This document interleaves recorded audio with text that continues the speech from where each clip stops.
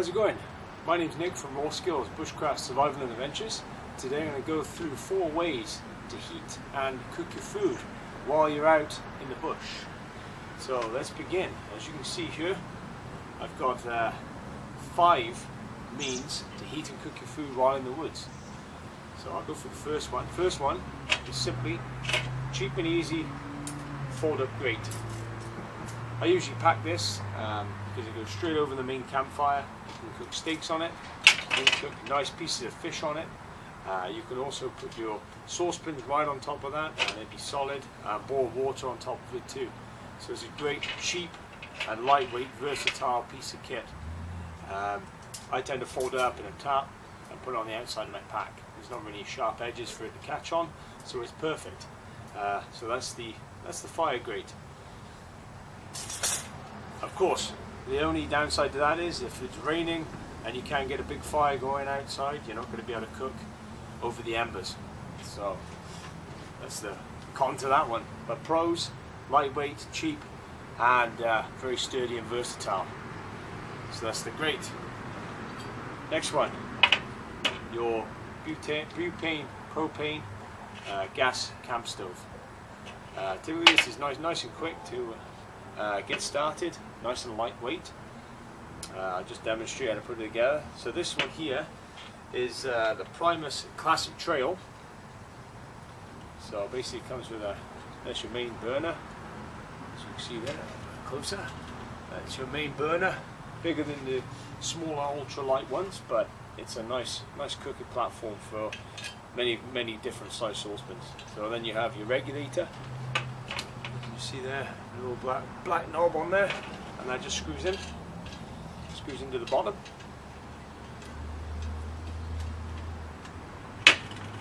And then you have a self-sealing gas canister here, which is your butane propane. This one here is an 8 ounce canister. They also come in a 4 ounce and a 16 ounce canister too.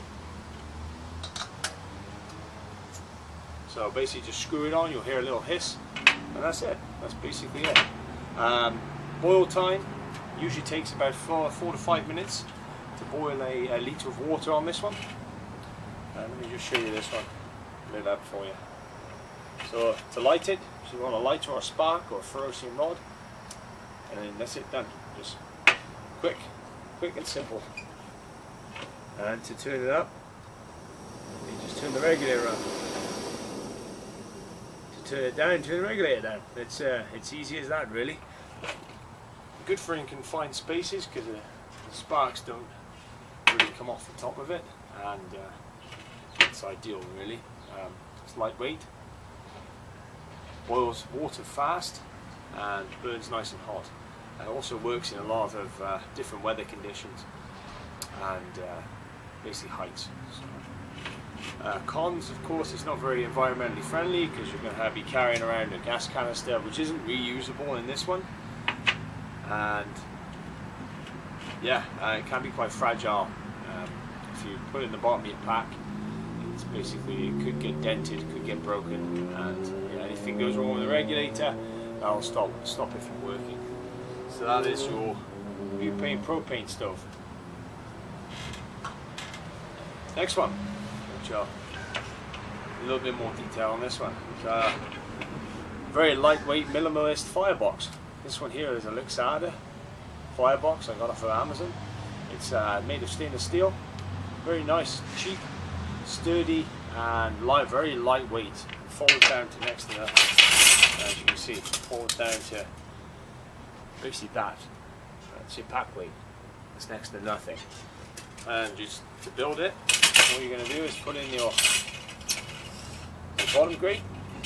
Put in, if you're going to use a Trangia stove, which I'll go into in a minute, you're going to put that in too. Fold the thing up.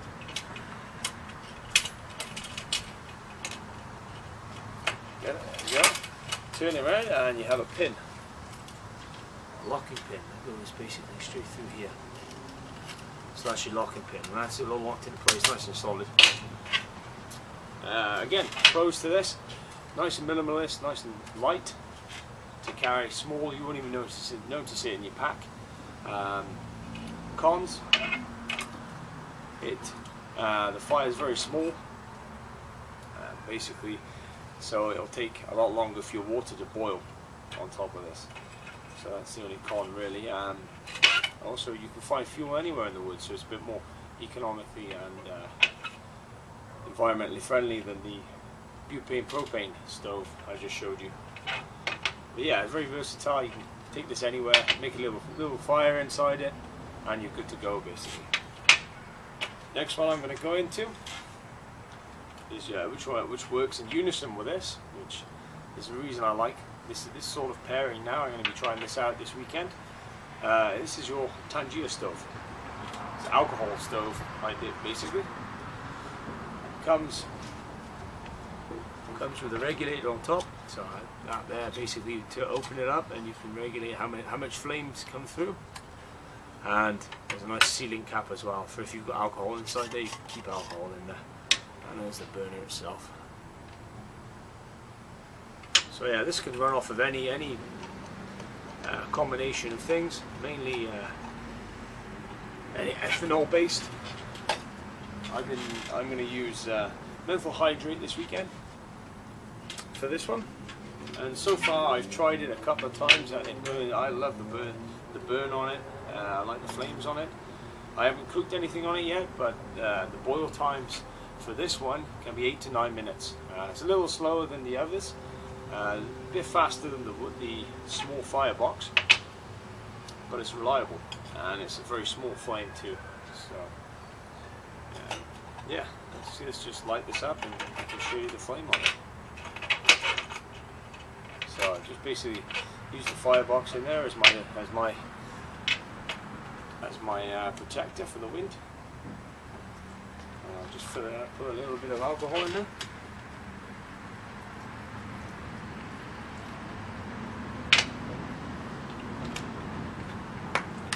Just for demonstration purposes, let's bring it right to the front. Bring it all the way to the front. So as you can see with this wind block, you can't really get the regulator on there. So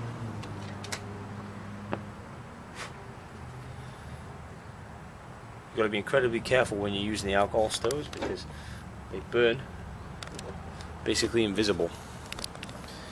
The flames are invisible on them unless it's nighttime, but as you can see that's burning now and it's primed already and it's starting to burn. So that's your Trangia stove right there. Boil times 8 to 9 minutes for a litre of water, and it burns extremely hot. To extinguish this, so far I just used the cap and just put it on top, and it kills all the air from inside. And there you go. It's not hot anymore. There's no flames. So that's how I extinguish it. It hasn't really harmed the rubber seal yet, but we'll see this weekend. This is my first time using the alcohol stove. So that there is your Trangia alcohol stove.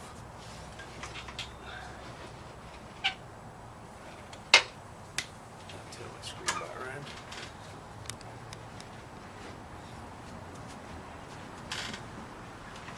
Okay, last but not least, it's going to be the good old Biolite. This is the first generation Biolite stove I bought. As you can see, I bought the kettle pot for it too, and it nests nicely inside this. So to set this up, you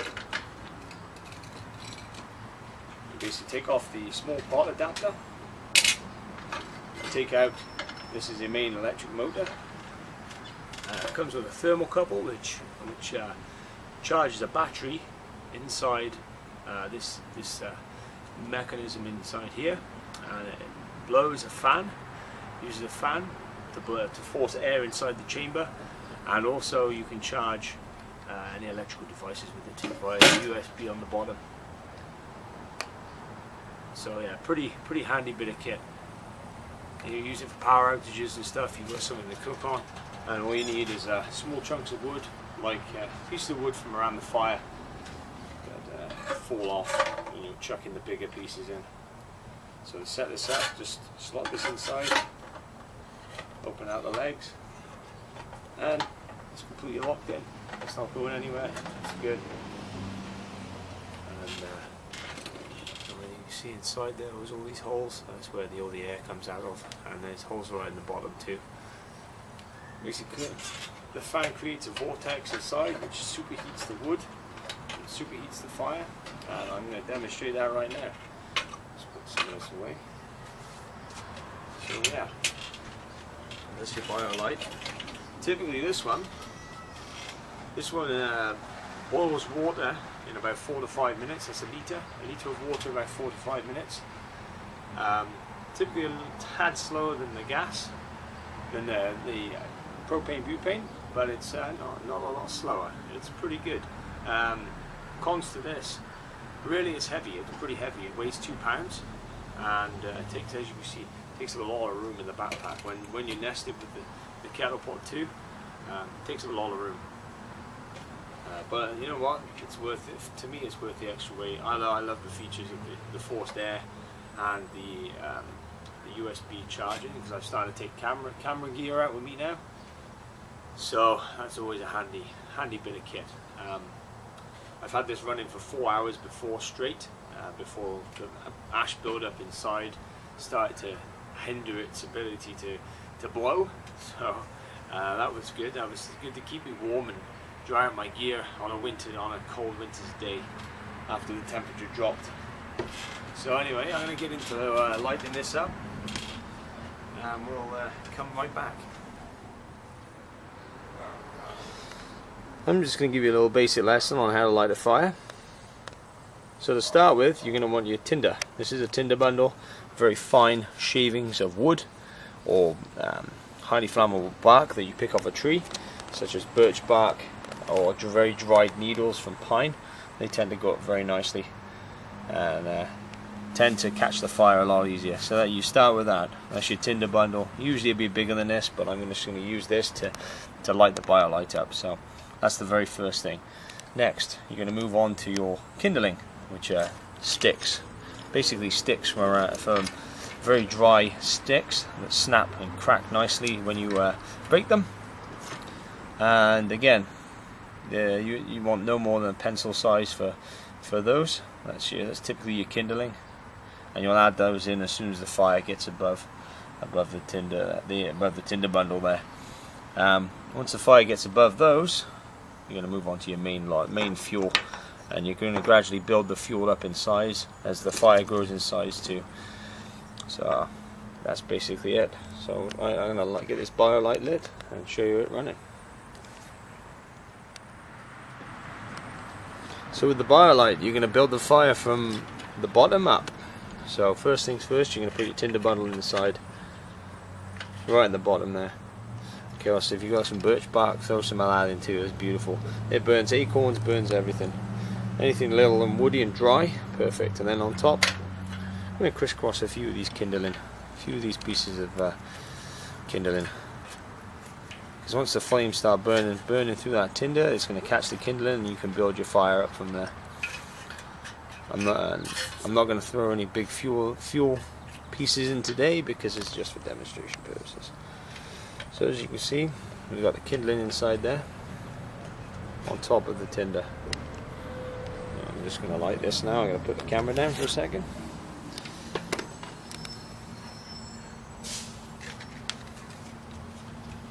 I'm cheating today. I'm going to use a match.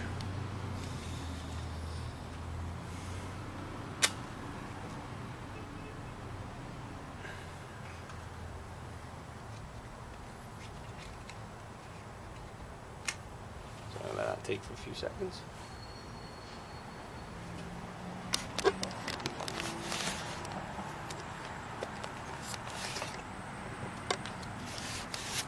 As you can see, that's taken already. And watch as I kick the fan up.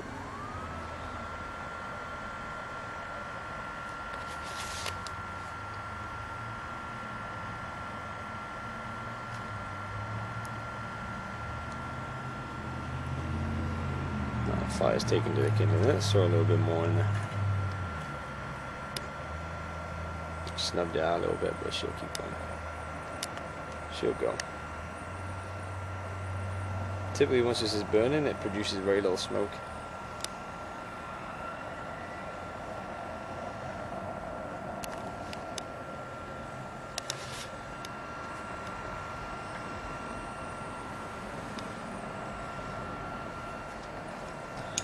As you can see, the wood burns very quickly. So, throw a bit more in. Show you properly. When you choose to turn this off too, it won't switch off fully until it's down to a heat where you can comfortably touch it. So that's a good safety precaution in there. So you can see how the flames are spiraling. That's the vortex inside there in the fire. So with this you have two settings. You have a high and a low. So you have a low, and once it reaches a certain heat, I can turn it to high, and you can see the flames have got a bit more intense.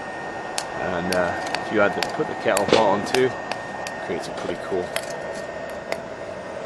jets out of the side, which are pretty wicked to watch at night time. So that's basically your Biolite stove right there.